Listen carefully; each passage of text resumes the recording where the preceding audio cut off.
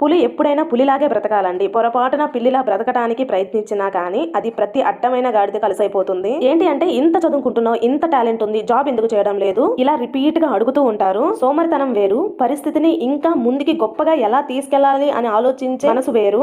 మనం అనుకునే ప్రతిదీ జరిగితే మనం ఇంకా జాతకాలు చెప్పుకుంటూ ఉండిపోవచ్చు. సో జరిగిన వాటిని మార్చలేము, జరుగుతున్న వాటిని ఆపలేము, కాబట్టి జరగబోయే వాటిని కూడా ఊహించలేము. అన్ని ఆలోచిస్తూనే ప్రస్తుతం జీవించటం మర్చిపోతున్నాము. ఈ క్షణం ఆస్వాదించడం అలవాటు చేసుకోవాలి. ఈ క్షణం, ఈ రోజు, ఈ జీవితం పోతే మళ్ళీ రాదు కదా. జాబ్ అంటారా, నా బిఫోర్ మ్యారేజ్ చిన్న ఏజ్ లోనే జాబ్ ఎక్స్పీరియన్స్ అయితే ఉంది. అందుకే ఈ మాట చెప్తున్నాను. ఉద్యోగం ఎంత పెద్దదైనా బానిసత్వమే, వ్యాపారం ఎంత చిన్నదైనా స్వతంత్రమే. దీని గురించి మీ ఒపీనియన్ ఏంటో కామెంట్ సెక్షన్ లో కామెంట్ చేయండి. మీకు తెలిసిందే కదా, నైట్ అయితే నేను అస్సలు రైస్ తినను, కానీ ఈ రోజు బాగా ఆకలి వేసేస్తుంది. మా వారిని అడిగితే శాండ్విచ్ ప్రిపేర్ చేయమన్నారు. శాండ్విచ్ ప్రిపేర్ చేయడానికి టైం ప్రాసెస్ కదా, అందుకే బ్రెడ్ ఆమ్లెట్ అయితే ప్రిపేర్ చేసేసుకొని టంగు డమ్మి సాటిస్ఫై అయ్యేలాగా తినేసేసాము. ఏమండో వీడియో నచ్చింది కదా, లైక్ చేసి వెళ్ళండి అబ్బా. అలానే ప్రతి ఒక్కరికి షేర్ చేయండి, ప్రతి ఒక్కరు చూస్తారు. Thanks for watching.